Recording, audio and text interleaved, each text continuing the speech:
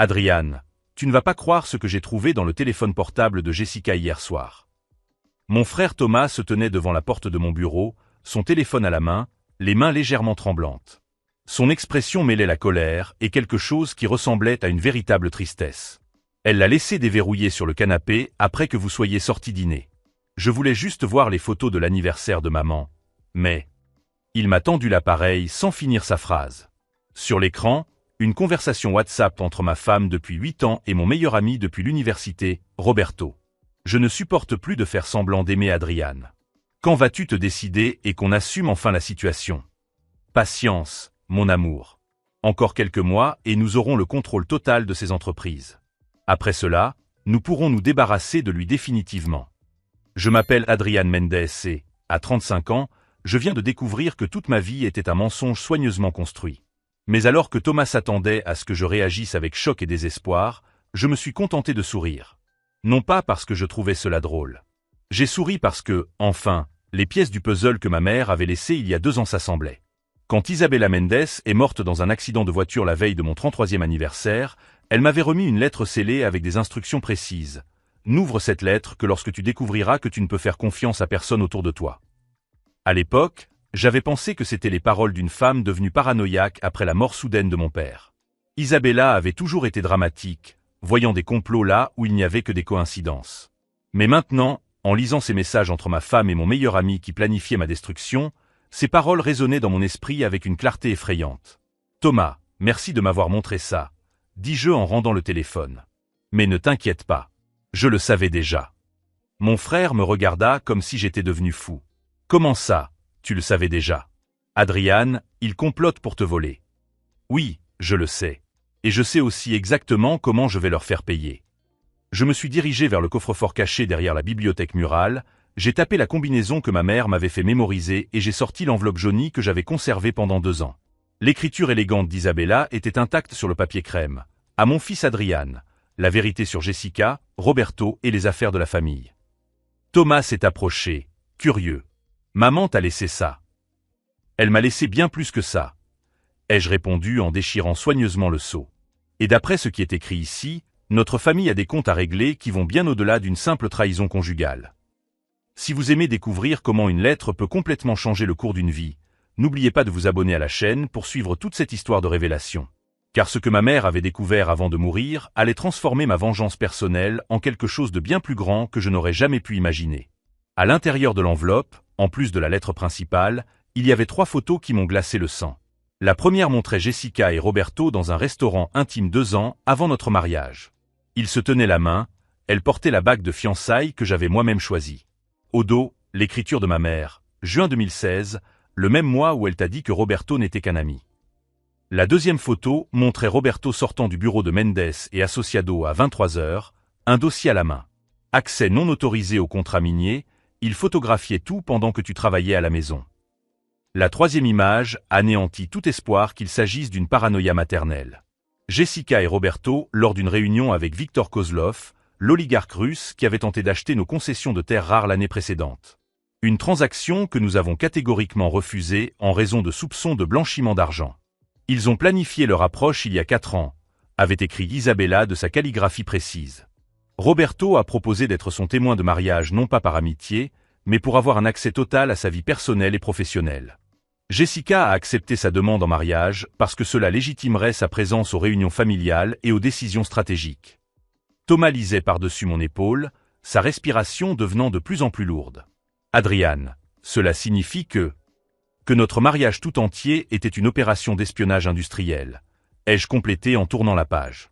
Et qu'il ne compte pas seulement me quitter. Il compte me détruire complètement. La lettre continuait avec des détails minutieux que seule ma mère, avec sa formation en audit judiciaire, aurait pu recueillir. Des relevés bancaires montrant des dépôts réguliers sur des comptes offshore liés à Jessica. Des enregistrements de conversations où Roberto détaille le calendrier de transfert de nos contrats les plus lucratifs vers des sociétés fantômes contrôlées par Kozlov. J'ai découvert tout cela 3 semaines avant mon accident, écrivait Isabella. Ils savent que je suis au courant. C'est pourquoi, s'il m'arrivait quelque chose, tu aurais suffisamment de preuves pour te protéger et riposter. Mais Adriane, mon fils, fais très attention à qui tu confies ces informations. La corruption va bien au-delà de Jessica et Roberto. Ma mère avait souligné en rouge les noms de 3 personnes. Marcus Delgado, notre comptable depuis 15 ans. Sandra Williams, notre avocate familiale. Et le docteur Eduardo Restrepo, notre médecin de confiance qui avait certifié qu'Isabella avait eu un accident cardiovasculaire quelques minutes avant de percuter la voiture. Ils ont créé un réseau, murmurai-je, sentant les pièces du puzzle s'assembler. Ce n'était pas seulement une trahison personnelle.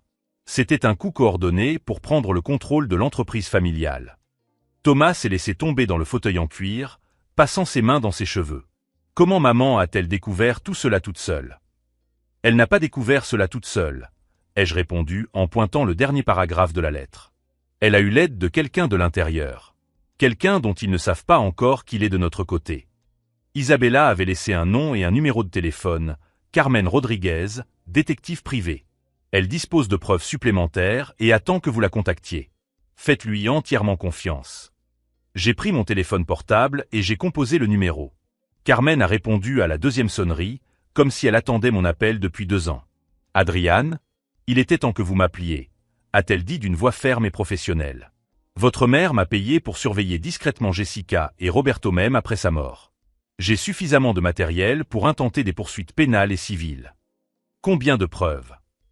6 mois d'enregistrements audio, des centaines de photos, des registres complets de transactions financières. Et quelque chose que ta mère ignorait lorsqu'elle est décédée, des preuves qu'ils prévoient d'accélérer le calendrier.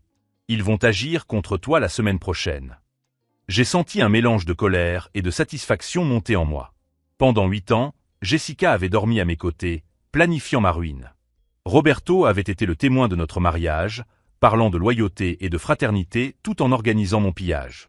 Mais ils ont commis une erreur fatale. Ils ont sous-estimé Isabella Mendes. Et maintenant, ils sous-estimaient son fils. Carmen, j'ai besoin que tu viennes ici tout de suite. Et apporte tout ce que tu as. J'arrive. Mais Adriane, il y a autre chose que tu dois savoir avant que nous décidions de la suite. Quoi? Ta mère n'est pas morte dans un accident. La ligne resta silencieuse pendant un moment. Lorsque Carmen reprit la parole, sa voix était empreinte d'une gravité qui me retourna l'estomac. Et j'en ai la preuve. Carmen Rodriguez est arrivée exactement 47 minutes après notre conversation téléphonique. Une femme d'une 50aine d'années, aux cheveux gris attachés en un chignon pratique, portant 2 valises métalliques qui semblaient pouvoir résister à une explosion nucléaire. Ta mère m'a engagé parce qu'elle soupçonnait que ta vie était en danger, dit-elle sans préambule, posant les valises sur mon bureau en acajou. Elle avait raison au sujet de Jessica et Roberto. Mais d'autres personnes étaient impliquées, qu'elle n'avait pas découvertes. Thomas s'approcha tandis que Carmen ouvrait la première valise, révélant des dizaines de DVD classés par date, des piles de photos et un ordinateur portable militaire qui semblait tout droit sorti d'un film d'espionnage. « Commençons par les bases », dit Carmen en insérant un DVD dans l'ordinateur portable. « Voici Jessica la semaine dernière, dans le bureau de Sandra Williams. » L'écran montrait ma femme entrant dans le bâtiment où notre avocate familiale avait son cabinet depuis 15 ans. Il n'y avait rien d'étrange à cela. Jessica avait parfois besoin de documents juridiques pour ses projets de décoration d'intérieur. Mais l'image suivante me glaça le sang. Jessica sortait du même bâtiment avec un dossier portant le logo de Mendes et Associés. Notre entreprise familiale. Un dossier qui aurait dû être enfermé dans mon coffre-fort personnel. Sandra a accès à vos documents professionnels, expliqua Carmen. Votre mère a découvert qu'elle faisait des copies non autorisées il y a 2 ans. Des contrats miniers, des accords d'exclusivité, des rapports géologiques confidentiels. C'est du vol de propriété intellectuelle, murmura Thomas, la voix chargée de colère. Adriane, si ces informations sont parvenues à Kozlov. Elles sont parvenues, l'interrompit Carmen en passant à la vidéo suivante. Et beaucoup plus rapidement que ta mère ne l'avait prévu. La nouvelle vidéo montrait Roberto lors d'une réunion que j'ai immédiatement reconnue, le Café Mirador, à 3 pâtés de maison de notre bureau. Il était assis avec un homme en costume sombre que je n'avais vu que sur des photos dans des journaux financiers internationaux. Dmitri Volkov, le bras droit de Viktor Kozlov. Cette réunion a eu lieu hier après-midi, dit Carmen. 2 heures après que vous soyez parti déjeuner avec votre frère. Je sentis mon estomac se nouer. Pendant que Thomas et moi discutions des stratégies d'expansion de nos opérations au Chili, Roberto était à quelques mètres de là, en train de vendre notre entreprise à des criminels russes. Carmen a augmenté le volume de l'enregistrement. La qualité audio était cristalline.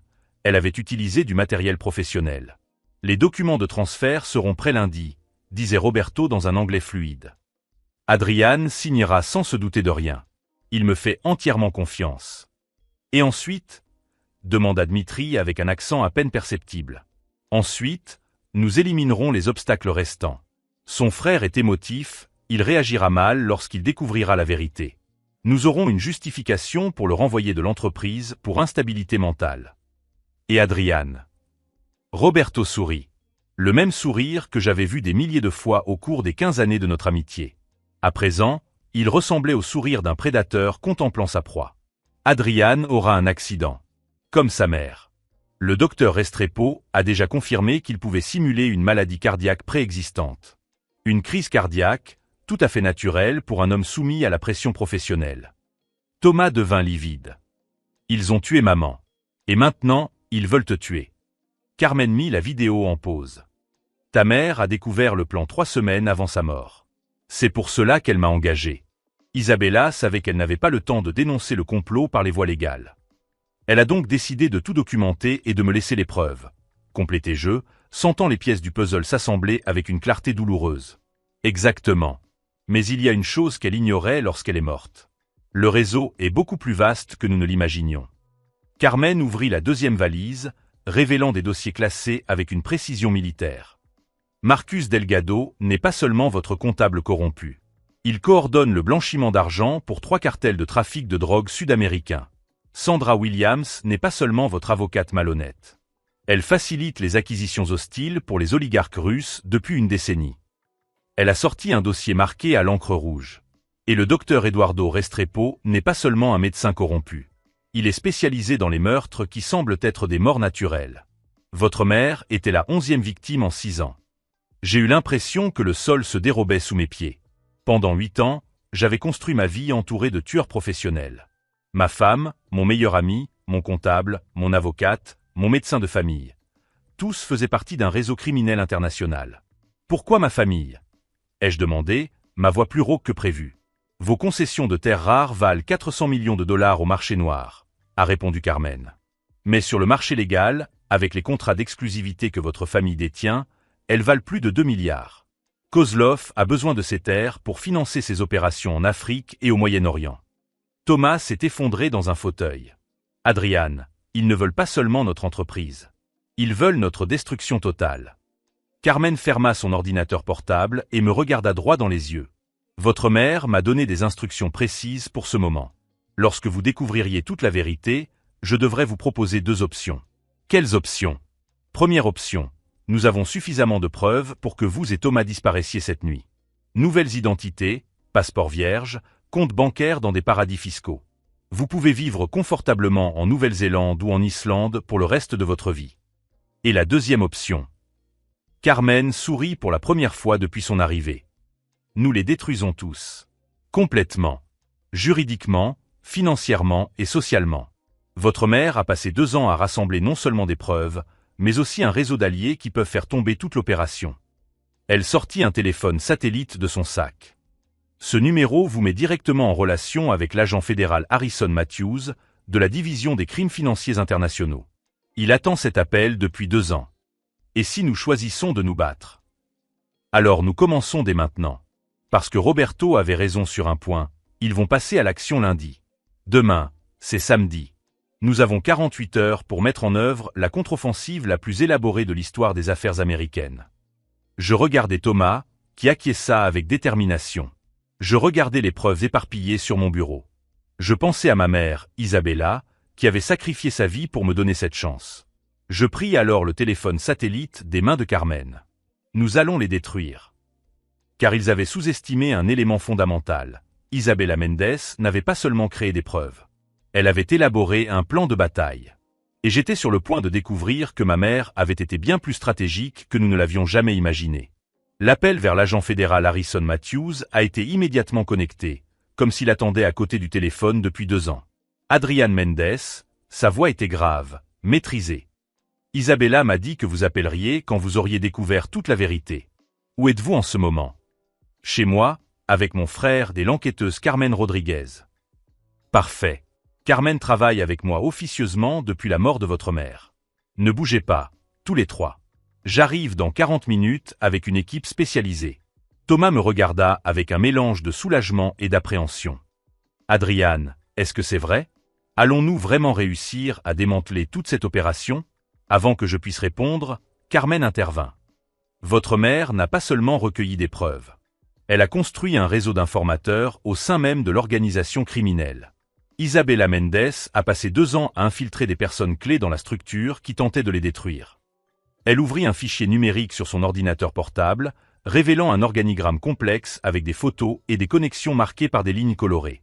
Le docteur Eduardo Restrepo ne sait pas que son infirmière en chef, Maria Santos, travaille pour nous depuis 18 mois. Elle a documenté chaque traitement spécial qu'il a appliqué aux victimes avant les meurtres. » L'écran suivant montrait des enregistrements audio avec des horodatages détaillés. Marcus Delgado ne se doute pas que son propre associé minoritaire, Fernando Carvalho, enregistre chaque transaction illégale de la société comptable. Carmen continua à parcourir les fichiers. Et Sandra Williams n'aurait jamais imaginé que sa secrétaire personnelle, Patricia Fleming, copie tous les documents confidentiels avant de les classer. Je ressentis un mélange de fierté et de tristesse en voyant le plan élaboré par ma mère. Isabella avait sacrifié 2 ans de sa vie à mettre en place une opération de contre-espionnage aussi sophistiquée que la conspiration à laquelle nous étions confrontés. « Mais il y a une chose que même ta mère n'avait pas prévue, » dit Carmen, le visage assombri. Ils ont accéléré le calendrier. Roberto et Jessica avaient prévu d'attendre décembre pour procéder au transfert final des propriétés. Nous venons d'apprendre qu'ils vont déménager lundi. Thomas se pencha en avant. « Comment le savez-vous ? » Parce que Patricia Fleming a enregistré une conversation de Sandra Williams hier après-midi. Écoutez. La voix familière de notre avocate familiale résonna dans les haut-parleurs de l'ordinateur portable. Victor veut que les titres de propriété soient transférés avant qu'Adrian n'ait le temps de remettre en question la légitimité des documents. Si nous attendons trop longtemps, il pourrait engager des auditeurs indépendants. Une deuxième voix, que j'ai reconnue comme étant celle de Marcus Delgado, les signatures falsifiées résisteront à une inspection superficielle, mais pas à une analyse médico-légale complète. Nous avons une fenêtre de 48 heures. Et le docteur Restrepo a confirmé qu'il pouvait simuler la crise cardiaque d'Adrian dimanche soir. Il l'a confirmé. Jessica emmènera Adrian dîner au restaurant Méridien à 20 heures. Roberto vous y rejoindra pour le toast de réconciliation. Le médecin administrera la substance pendant le toast. Morte instantanée, cela ressemblera à une crise cardiaque due à un stress émotionnel. J'ai senti mon sang se glacer. Non seulement ils avaient planifié ma mort, mais ils avaient choisi le lieu et l'heure exacte. Le restaurant Méridien était l'endroit où Jessica et moi avions eu notre premier rendez-vous 8 ans auparavant. Où Roberto avait été mon témoin de mariage. Il voulait que je meure entouré de souvenirs que je croyais authentiques. Ta mère avait prévu qu'il tenterait d'accélérer le processus lorsqu'il se sentirait menacé, expliqua Carmen. C'est pourquoi elle a laissé des instructions spécifiques pour ce scénario. Elle sortit un dossier marqué en rouge, protocole DEFCON 1, mise en œuvre immédiate. Le téléphone satellite sonna. Harrison Matthews était arrivé. 20 minutes plus tard, mon salon était transformé en centre d'opération fédéral. Harrison était un homme grand, d'une 50aine d'années, avec des cicatrices discrètes sur les mains qui suggéraient une expérience militaire. Il était accompagné de 3 experts, une analyste en criminalistique numérique, un spécialiste des crimes financiers internationaux et une agente infiltrée qui allait jouer un rôle essentiel au cours des 2 jours suivants. Adrian, votre mère m'a contacté il y a 3 ans parce qu'elle soupçonnait vos entreprises de blanchiment d'argent, m'expliqua Harrison tout en rangeant des documents sur mon bureau. Au départ, nous avons pensé qu'elle était paranoïaque. Mais lorsque nous avons commencé à enquêter, nous avons découvert que l'affaire était beaucoup plus complexe. L'analyste légiste, l'agent Lisa Chen, a ouvert son ordinateur portable militaire. Nous ne sommes pas seulement confrontés à une conspiration locale. Viktor Kozlov utilise votre opération pour financer des cellules terroristes au Moyen-Orient. L'argent blanchi par vos entreprises minières a déjà financé au moins 6 attentats sur le territoire européen. L'agent Rodriguez, spécialiste des crimes financiers, a étalé des cartes et des graphiques sur la table. Votre famille n'est pas seulement victime d'un coup monté par une entreprise. Vous êtes pris pour cible parce que vos entreprises sont la colonne vertébrale d'un réseau de financement du terrorisme international. Thomas est devenu pâle. Cela signifie que nous sommes considérés comme des complices involontaires, a complété Harrison. D'où l'urgence. S'ils parviennent à transférer les propriétés avant que nous ne mettions fin à l'opération, vous serez tous les 2 inculpés en tant que participants volontaires. L'agent infiltré s'est présenté sous le nom de Diana Foster. Je vais m'infiltrer au dîner de dimanche en tant que votre nouvelle assistante personnelle, Adriane. Mon rôle est de m'assurer que vous ne soyez pas empoisonné pendant que nous recueillons les dernières preuves. Carmen a établi un calendrier détaillé. Votre mère a répertorié chacun de leurs mouvements entre maintenant et lundi. Isabella a découvert qu'ils suivent des protocoles stricts pour éviter d'être repérés. Samedi après-midi, Roberto se rend à la banque pour déposer des documents falsifiés dans un coffre-fort. Il ignore que la banque est sous surveillance fédérale depuis 6 mois. Dimanche matin, Jessica va chercher le poison à la clinique du docteur Restrepo. Elle ne sait pas que Maria Santos va remplacer la substance mortelle par un sédatif inoffensif. Dimanche soir, le dîner au Méridien, où ils tenteront de m'assassiner, mais où ils se compromettront définitivement. Harrison se pencha en avant. Adriane, je veux que vous compreniez quelque chose. Au cours des prochaines 48 heures, vous devrez agir comme si vous ne saviez rien. Jessica et Roberto ne doivent pas se douter que nous avons découvert leur plan. Cela signifie-t-il que je dois passer le week-end à faire semblant de leur faire encore confiance? Exactement. Et plus encore, vous devez paraître vulnérable. Émotionnellement bouleversé par la découverte de la trahison. S'ils se rendent compte que vous avez le contrôle, ils pourraient tout annuler et disparaître. Diana Foster m'a remis un appareil discret. Un microphone et un transmetteur de dernière génération. Nous allons enregistrer chaque mot prononcé pendant le dîner de dimanche. Lorsqu'ils avoueront leur plan, nous aurons suffisamment de preuves pour engager des poursuites pénales fédérales. Si vous suivez cette stratégie élaborée de contre-espionnage et que vous voulez découvrir comment elle va être mise en œuvre, n'oubliez pas de vous abonner à la chaîne pour voir le déroulement complet de cette opération. Carmen a fermé les dossiers et m'a regardé droit dans les yeux. Adriane, votre mère a laissé un dernier message pour ce moment. Elle a dit que lorsque l'heure de l'exécution serait venue, vous devriez vous rappeler que vous ne vous vengez pas seulement. Tu protèges les futures victimes d'une organisation qui a détruit des centaines de familles. Harrison a regardé sa montre militaire. À 6 heures du matin lundi, simultanément dans cet pays, nous allons mener la plus grande opération contre le financement du terrorisme de l'histoire. Tout ce que ta mère a construit, tout ce que vous allez vivre ce week-end, va sauver des milliers de vies innocentes. Je regardais Thomas, qui acquiesça avec détermination. Je regardais la photo de ma mère sur l'étagère, son expression sereine qui, je le comprenais maintenant, reflétait un courage extraordinaire. Alors finissons ce qu'Isabella a commencé. Car j'avais décidé que Jessica, Roberto et tout le réseau criminel qui avait détruit ma famille ne paieraient pas seulement pour leurs crimes, ils deviendraient l'exemple ultime que sous-estimer l'intelligence et la détermination d'une mère protégeant son enfant est l'erreur la plus fatale que l'on puisse commettre. Le dimanche arriva avec une normalité effrayante. Jessica prépara le petit déjeuner comme elle le faisait tous les dimanches depuis 8 ans, fredonnant une chanson que je ne reconnaissais pas tout en faisant cuire des œufs dans la poêle en fonte que nous avions reçue en cadeau de mariage. « Chérie, tu es sûre de vouloir dîner au Méridien ce soir ?»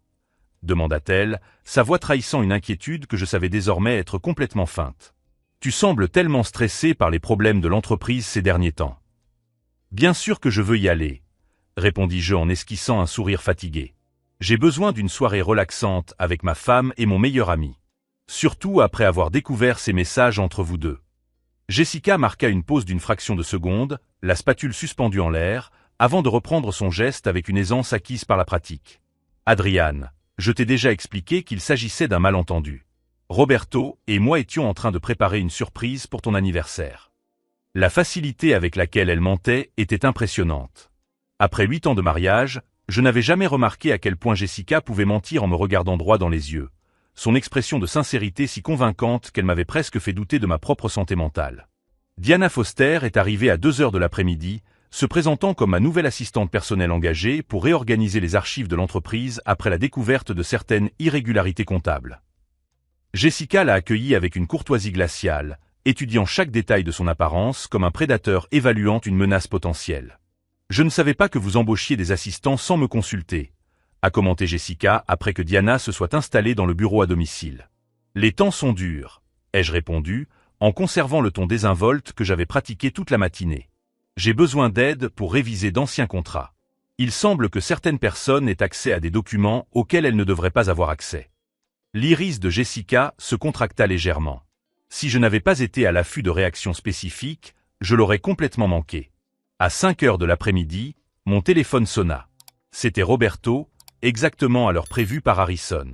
« Adriane, mec, j'ai hâte de discuter avec toi ce soir. Je pense que tu seras surpris par certaines révélations que j'ai à partager. » L'ironie de la phrase m'a presque fait rire.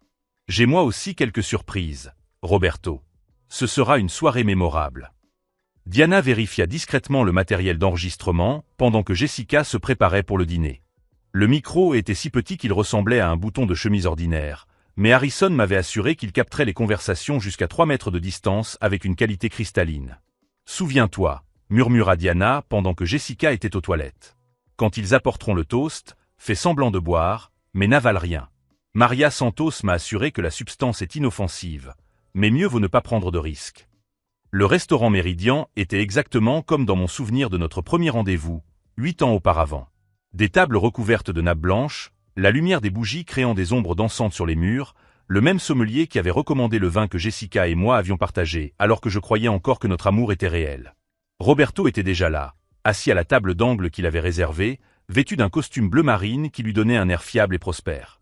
Il s'est levé lorsqu'il nous a vus, embrassant Jessica d'une manière qui semblait désinvolte, mais que je reconnaissais désormais comme la salutation intime des amants complices. « Adriane », dit-il en me serrant la main avec une fermeté excessive. « Tu as l'air épouvantable, mec. Le stress du travail ? » « Quelque chose comme ça, » répondis-je en m'installant dans la chaise qu'on m'avait offerte. La même chaise où Jessica s'était assise 8 ans auparavant, lorsqu'elle avait accepté le premier rendez-vous qui allait mener à notre mariage frauduleux. Pendant les 20 premières minutes, la conversation s'écoula avec une normalité forcée. Jessica parla du nouveau projet de design qu'elle développait, un mensonge dont je savais désormais qu'il servait à couvrir ses activités criminelles. Roberto commenta les tendances du marché technologique, faisant preuve d'une connaissance qu'il n'aurait jamais dû avoir de nos contrats confidentiels. Je participais à la conversation, posais les bonnes questions, riais aux commentaires appropriés, tout en cataloguant intérieurement chaque mot qui serait utilisé comme preuve dans les procès fédéraux qui commenceraient lundi. C'est alors que le sommelier s'est approché avec une bouteille de champagne que l'atmosphère a subtilement changé. Offert par la maison, a-t-il annoncé en remplissant 3 coupes d'un liquide doré qui scintillait à la lueur des bougies. Pour célébrer nos anciennes amitiés. Roberto a souri en levant sa coupe. « Adriane, je veux porter un toast à notre amitié, à nos 15 années passées ensemble et aux nombreuses années à venir. » Jessica leva également sa coupe, les yeux brillants d'une malice que je pouvais désormais clairement percevoir. À la famille que nous avons choisie. C'était le moment. Le moment que Harrison avait décrit en détail lors de notre briefing. Le moment où ils administreraient ce qu'ils croyaient être une substance mortelle, alors qu'en réalité, ils s'incrimineraient définitivement pour des enregistrements qui seraient utilisés comme preuve fédérale. Je levai mon verre, l'approchai de mes lèvres et fis semblant de boire tout en gardant les lèvres fermées. Roberto et Jessica burent immédiatement, leurs expressions de satisfaction à peine dissimulées presque comiques dans leur transparence. « Maintenant, nous devons attendre environ 15 minutes, » dit Roberto en consultant discrètement sa montre. « Les effets sont progressifs, mais irréversibles. » C'était la confession qu'attendait Harrison. « Les effets de quoi ?» demandai-je, feignant une confusion croissante. Jessica se pencha en avant, son masque d'épouse dévouée finissant par glisser complètement. « Adriane, mon chéri, tu pensais vraiment être assez intelligent pour découvrir notre plan. » « Quel plan ?» Roberto rit, un son qui n'avait rien à voir avec l'homme que je pensais connaître depuis 15 ans. « Le plan consistant à prendre le contrôle de votre entreprise, à transférer toutes les propriétés à nos partenaires russes et à nous assurer que vous ne causerez plus jamais de problème à personne. » Comme ma mère n'a plus jamais causé de problème, ai-je ajouté en observant leur réaction. Le silence qui s'ensuivit fut absolu. Jessica et Roberto échangèrent des regards qui confirmaient exactement ce que Harrison avait soupçonné. Isabella était un obstacle inutile, a finalement déclaré Jessica, d'une voix glaciale. Elle a découvert des détails qu'elle n'aurait pas dû découvrir. Le docteur Restrepo a simplement corrigé le problème. Et maintenant, il corrige un autre problème, a ajouté Roberto, m'observant comme s'il s'attendait à voir des signes immédiats de détérioration physique. C'est alors que j'ai décidé qu'il s'était suffisamment incriminé. Il y a juste un petit problème avec votre plan, ai-je dit, ma voix perdant complètement le ton confus qu'elle avait gardé toute la soirée. Roberto fronça les sourcils. Quel problème ? Je sortis mon téléphone et fis jouer l'enregistrement de sa rencontre avec Dmitri Volkov au Café Mirador. Ses propres mots résonnèrent dans les haut-parleurs du téléphone, « Adriane aura un accident. » Comme sa mère. Roberto pâlit complètement. De plus, ai-je poursuivi, savourant l'expression de panique grandissante sur leurs deux visages, le docteur Restrepo a eu un petit accident tôt ce matin. Il semble que Maria Santos, son infirmière de confiance, travaille avec le FBI depuis 18 mois. Jessica s'est levée brusquement, sa chaise raclant le parquet. C'est impossible. Asseyez-vous, Jessica, dit une voix familière derrière elle. Diana Foster s'était approchée de notre table, mais elle arborait désormais clairement son badge fédéral. En fait, levez-vous tous les deux. Lentement. Tout le restaurant s'arrêta. Les conversations cessèrent. Les couverts furent posés sur les assiettes avec de petits bruits métalliques qui résonnèrent dans le silence soudain. Harrison Matthews émergea de l'ombre près du bar, accompagné de 4 agents fédéraux en civil. Ils étaient là depuis le début de la soirée, déguisés en clients ordinaires, enregistrant chaque mot échangé à notre table. Roberto Santana et Jessica Mendes, annonça Harrison, sa voix empreinte d'autorité fédérale, vous êtes en état d'arrestation pour complot en vue de commettre un meurtre, blanchiment d'argent et financement du terrorisme international. Roberto tenta de s'enfuir. Il fit 3 pas avant d'être immobilisé par 2 agents qui semblaient avoir anticipé exactement cette réaction. Jessica est restée immobile, son expression oscillant entre le choc, la colère et ce qui semblait être une admiration réticente. « Tu savais » a-t-elle dit en me regardant droit dans les yeux pour la première fois depuis des années avec une honnêteté totale. « Tu savais depuis le début. » « Pas depuis le début, ai-je répondu en regardant les agents lui passer les menottes. Mais depuis le moment où j'ai trouvé la lettre de ma mère. Isabella m'a appris que sous-estimer l'intelligence des gens est l'erreur la plus fatale qu'un conspirateur puisse commettre.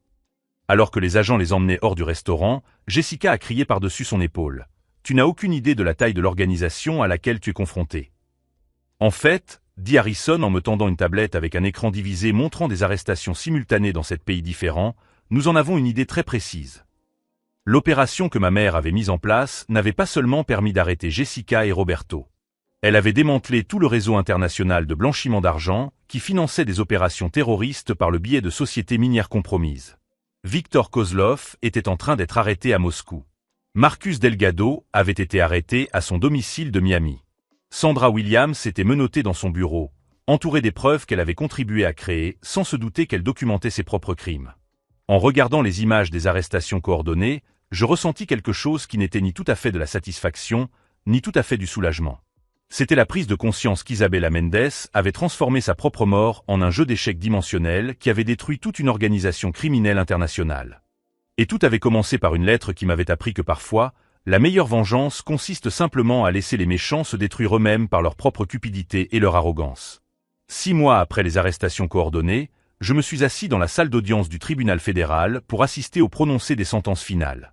Jessica a été condamnée à 25 ans pour complot en vue de commettre un meurtre et blanchiment d'argent. Son expression est restée impassible lorsque le juge a lu la sentence, mais j'ai vu ses mains trembler tandis que les agents l'escortaient hors de la salle. Roberto a été condamné à 30 ans sans possibilité de libération conditionnelle. Tout au long de l'audience, il m'a regardé avec un mélange de colère et de ce qui semblait être un respect réticent. Lorsqu'il a finalement compris qu'Isabella avait orchestré sa destruction depuis l'au-delà, il a hoché la tête en signe de reconnaissance silencieuse. Le docteur Eduardo Restrepo a été accusé de meurtre au premier degré dans 11 affaires différentes. Les enregistrements de Maria Santos ont révélé des détails horribles sur ses traitements spéciaux. Des injections simulant des crises cardiaques, des overdoses ressemblant à des accidents, des empoisonnements progressifs imitant des maladies naturelles. Il a été condamné à la prison à vie sans possibilité de libération conditionnelle. Marcus Delgado et Sandra Williams ont été condamnés à 15 ans chacun pour leur rôle dans le complot. Le plus satisfaisant a été de voir leur licence professionnelle révoquée à titre permanent. Des décennies de réputation se sont évaporées en quelques minutes. Viktor Kozlov a été extradé des États-Unis pour répondre à des accusations de financement du terrorisme dans 7 pays différents. Dmitri Volkov a tout simplement disparu. Harrison soupçonnait d'autres oligarques russes d'avoir réglé le problème en interne pour éviter toute exposition supplémentaire. Mais les conséquences se sont étendues bien au-delà des individus. L'enquête a révélé que le réseau de blanchiment d'argent avait financé 43 attentats terroristes au cours des 8 dernières années. Des cellules dormantes dans 16 pays ont été démantelées grâce aux informations recueillies dans les dossiers de Kozlov. Thomas a officiellement pris la présidence de Mendes et Associado, tandis que je me concentrais sur ce qui était devenu ma véritable passion. La fondation Isabella Mendes pour la justice d'entreprise. Nous avons utilisé les ressources que ma mère avait préservées pour créer une organisation qui enquêtait sur les fraudes d'entreprise et offrait une protection juridique aux lanceurs d'alerte. En 2 ans, nous avons contribué à dévoiler 12 stratagèmes de corruption différents, protégé 27 lanceurs d'alerte contre des représailles et obtenu la poursuite en justice de dizaines de cadres criminels. Carmen Rodriguez est devenue notre directrice des enquêtes. Harrison Matthews a pris sa retraite du FBI et a accepté notre offre de diriger notre département de sécurité. Maria Santos, l'infirmière qui avait risqué sa vie pour documenter les crimes du docteur Restrepo, est devenue notre coordinatrice de la protection des témoins. Diana Foster est restée en contact, me tenant régulièrement informé des développements liés à l'affaire. Elle m'a dit que notre opération était devenue une étude de cas dans les académies fédérales, utilisée pour former les agents à la constitution de dossiers complexes liés au crime organisé international. 1 an après les condamnations, j'ai reçu une lettre inattendue de la prison. Jessica avait écrit 3 pages pour tenter d'expliquer ses motivations, demander pardon et affirmer qu'elle avait été manipulée par des forces qu'elle ne comprenait pas complètement. La lecture de cette lettre m'a fait comprendre quelque chose de fondamental sur mon parcours. La satisfaction que je ressentais ne venait pas de leur destruction, mais de la construction de quelque chose de positif à partir des cendres de la trahison. Ma mère n'avait pas seulement prévu une vengeance, elle avait prévu une transformation. Thomas m'a retrouvé cet après-midi-là dans le bureau de la Fondation, en train de classer les dossiers d'une nouvelle affaire de fraude pharmaceutique au Costa Rica. T'es-tu déjà demandé comment aurait été ta vie si maman n'avait jamais découvert le complot ? M'a-t-il demandé en s'asseyant dans le fauteuil en face de mon bureau. J'ai arrêté de classer les documents et j'ai réfléchi sérieusement à la question. J'aurais probablement vécu le reste de ma vie en croyant que Jessica m'aimait, que Roberto était mon meilleur ami, que mes entreprises étaient légitimes. Et un jour, je serais simplement mort d'une crise cardiaque opportunément provoquée. L'ignorance te manque-t-elle ? Non, répondis-je sans hésiter. La vérité, même lorsqu'elle est douloureuse, vaut toujours mieux que de vivre dans un mensonge confortable. Isabella m'a appris qu'il vaut toujours mieux anticiper que réagir. Planifier est toujours mieux qu'improviser. Et documenter la vérité est toujours plus puissant que se fier à sa mémoire. J'ai ouvert le tiroir du bureau où je gardais la lettre originale de ma mère, désormais encadrée et protégée par une vitre. Ces paroles s'étaient révélées prophétiques dans les moindres détails. Si vous découvrez que vous ne pouvez faire confiance à personne autour de vous, alors il est temps de découvrir à qui vous pouvez vraiment faire confiance, vous-même. Isabella avait compris quelque chose qui m'a pris des années à apprécier pleinement. La plus grande vengeance n'est pas de détruire vos ennemis, mais de transformer votre douleur en détermination, votre colère en justice, votre vulnérabilité en force qui protège les autres. Ce soir-là, je me suis rendu en voiture au cimetière où Isabella était enterrée. Sa tombe arborait désormais une plaque supplémentaire. Isabella Mendes, mère, visionnaire, architecte de la justice. La vérité prévaut toujours quand on a suffisamment de patience pour la documenter complètement. Je me suis assis dans l'herbe à côté de sa tombe et je lui ai parlé de la dernière affaire que nous avions résolue. Une entreprise de dispositifs médicaux qui vendait des implants défectueux à des hôpitaux dans des pays en développement. Notre enquête avait sauvé des milliers de vies. Merci de m'avoir appris que parfois, la meilleure vengeance est simplement de refuser d'être une victime. Ai-je murmuré à la pierre qui marquait son lieu de repos. Et que construire quelque chose de positif à partir des cendres de la destruction est toujours plus satisfaisant que de simplement regarder ses ennemis brûler.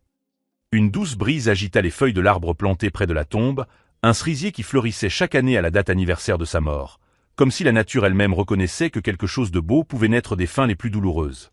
2 ans plus tard, alors que je prenais la parole lors d'une conférence internationale sur la criminalité d'entreprise, quelqu'un dans le public m'a demandé comment j'avais trouvé le courage d'affronter une organisation aussi puissante. Le courage ne venait pas de moi, ai-je répondu en regardant les centaines d'enquêteurs, de procureurs et de militants dans l'auditoire. Il venait d'une femme qui avait compris que documenter patiemment la vérité est plus puissant que n'importe quelle conspiration fondée sur des mensonges. Et que parfois, le plus grand acte d'amour que l'on puisse faire est de préparer ceux que l'on aime à des combats qu'ils ne vivront peut-être pas assez longtemps pour voir. Si cette histoire de détermination, de stratégie et de justice vous a inspiré, n'oubliez pas de vous abonner à la chaîne pour découvrir d'autres histoires de personnes qui ont transformé la trahison en triomphe et la douleur en détermination. Aujourd'hui, quand j'examine ma vie, je vois qu'Isabella ne m'a pas seulement laissé des preuves et des ressources financières. Elle m'a laissé un modèle de vie. Garder les yeux ouverts, documenter soigneusement, croire en la vérité et toujours construire quelque chose de positif à partir des décombres laissés par les autres. Jessica a essayé de m'empoisonner. Roberto a planifié mon assassinat. Ensemble, ils ont construit toute une vie basée sur des mensonges élaborés. Mais au final, ils ont eux-mêmes fourni tous les ingrédients nécessaires à leur propre destruction. Et moi ? Eh bien, j'ai transformé les décombres de mon mariage frauduleux en fondation de l'organisation de justice la plus efficace que le monde des affaires ait jamais connue. La dernière fois que j'ai eu des nouvelles de Jessica, elle purgeait sa peine dans une prison fédérale, travaillait à la bibliothèque et, selon certaines sources, étudiait le droit. Apparemment, elle a finalement décidé de se ranger du bon côté de la loi. Roberto purge sa peine dans un établissement de sécurité maximale, où il participe à des programmes de réinsertion et, étonnamment, aide les autorités fédérales à identifier d'autres réseaux criminels organisés. Et moi? Je suis ici, dans ma fondation, entouré de personnes extraordinaires qui consacrent leur vie à protéger les innocents et à dénoncer les corrompus, sachant que chaque jour, j'honore non seulement la mémoire de ma mère, mais aussi l'héritage de tous ceux qui choisissent la vérité plutôt que la commodité.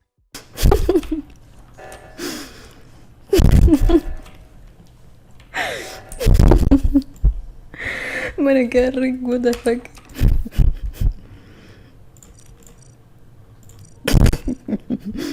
Em,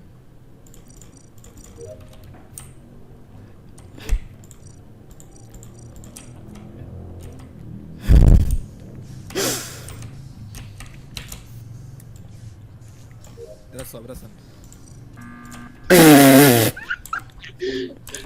Joey, ¿Qué le pasaba? ¿Qué pasó? boludo? Amigo, esa visión es visual. Se tardó en comenzar la misión. Son 10 disparos. No, Salvi, no hay tareas visuales, bro. Sí que no. Pero te tardaste muy poco en hacerla, bro. Son 10 disparos. 10 disparos y que no le cuentas a los centros 10 segundos, bro. Hermano, ¿qué hablas? Bro, ¿te estás escuchando? ¿O son ustedes dos o no entiendo? Bro, Salfi, la defensa de Salfi es... no te vi hacer la misión. No hay tareas visuales. Y No, Salfi, pero es que, Hermano, una pero pregunta. No hay tareas visuales, pero ¿qué haces en donde se hacen los asteroides que es visual? Es Joey. Pero eres Es tonto, Joey, o sea, es Joey. hay misiones, pero no se ven, idiota. Bro, no te da tanto la mente, Dios. Toma, Joey. pelotudo. Salfi, tu defensa fue una mierda, quiero que lo sepas, imbécil de mierda, bro. No sé, pero tardaste muy Poquito. poco. A la es una mierda, soy buenísimo. Sí, sí, era. Soy videogame. Soy Muy buena, buenísimo. Puta tu team. muy buena. Digan como la dejó sola. Ya. Bro, Pizarra se vale matar gente. Calla, cariño. Más lindo.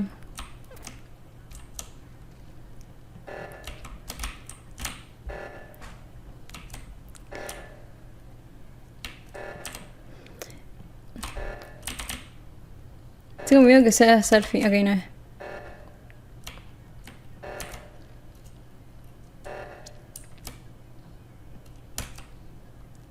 Ok.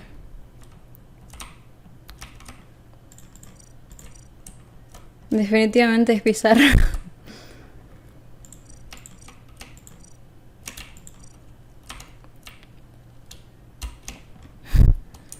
Cerrar las puertas. Está visual. ¿La dejo al final? No. Me moría ahora yo.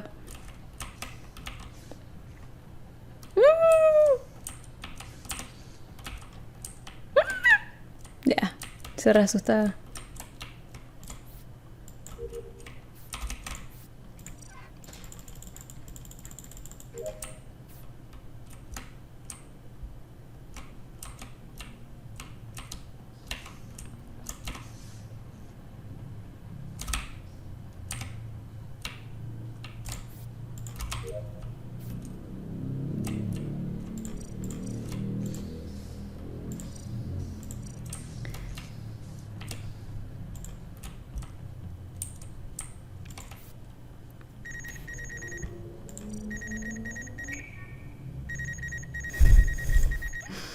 Puta madre, por leer el chat me...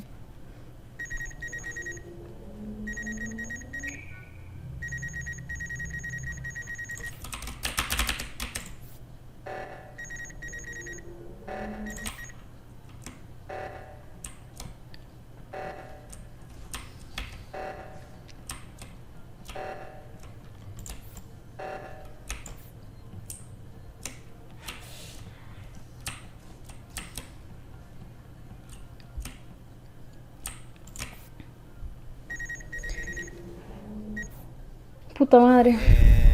Bravo. Carayo, manito, carayo, manito. Bueno. Ya sabemos. Dime. Escúchate.